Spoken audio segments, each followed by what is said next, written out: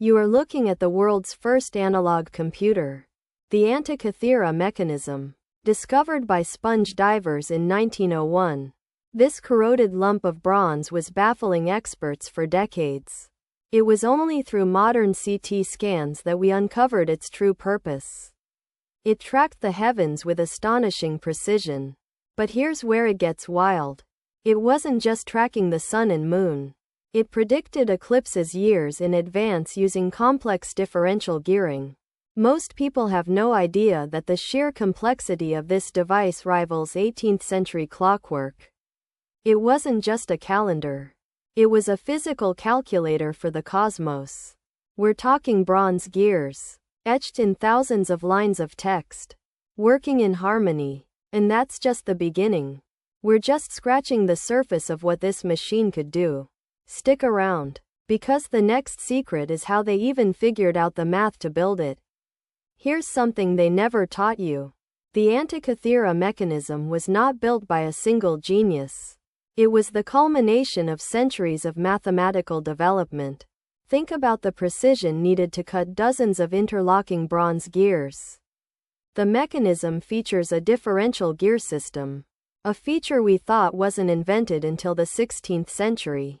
This means they could mathematically subtract or add two different cycles, like the cycles of the moon and the sun, to predict complex astronomical events.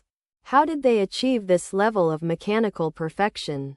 It requires understanding ratios and tolerances that we associate with the Industrial Revolution, not the Roman Empire. It suggests that the level of technical knowledge in ancient Greece was far more advanced than textbooks lead us to believe. But that's not even the craziest part. Get ready for fact 3. Because it involves predicting the future.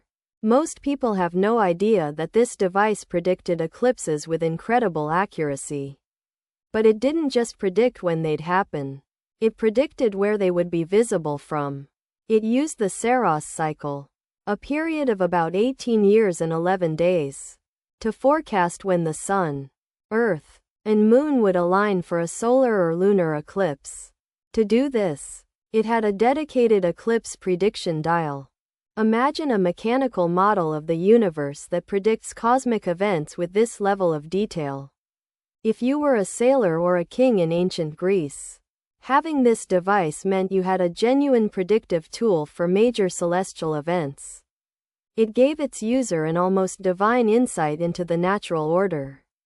You can't help but wonder what other secrets these gears are holding. But fact number 4 is the one that changes everything about how we view ancient engineering. Here's something they never taught you. The mechanism modeled 5 known planets: Mercury, Venus, Mars, Jupiter, and Saturn. That's right, it was an orrery, a mechanical model of the known universe, running thousands of years before Copernicus. The Egyptians and Babylonians tracked the planets, but the Greeks were the first to mechanically model their motions. The input was a hand crank, and the output was these complex planetary movements on the front and back faces. To program these orbits, they had to use the incredibly complicated, non-uniform motions of the planets. The Greeks understood that planetary motion wasn't perfectly uniform, and they built gears specifically to approximate these complex, slightly uneven paths. This wasn't just a calendar. It was a working model of the Ptolemaic system of the cosmos. It's absolutely staggering. Keep watching, because the final fact shows us how fragile history can be. Most people have no idea that the mechanism was likely part of a larger, lost tradition of advanced technology. The Antikythera Mechanism wasn't a one-off fluke. Texts found on the device itself reference other machines, suggesting a whole school of mechanical engineers. This wasn't the peak of ancient Greek tech. It was just the best surviving artifact from what was likely a golden age of mechanical engineering. We haven't recovered. Think about it. If this is the relic that survived 2 millennia underwater, what else did they build that didn't? We might be looking at just the tip of an iceberg of lost technological knowledge. This suggests that human technological progress isn't a straight line. It has massive peaks and devastating valleys. If this device blew your mind, hit subscribe. New videos every single day. You won't want to miss what's coming.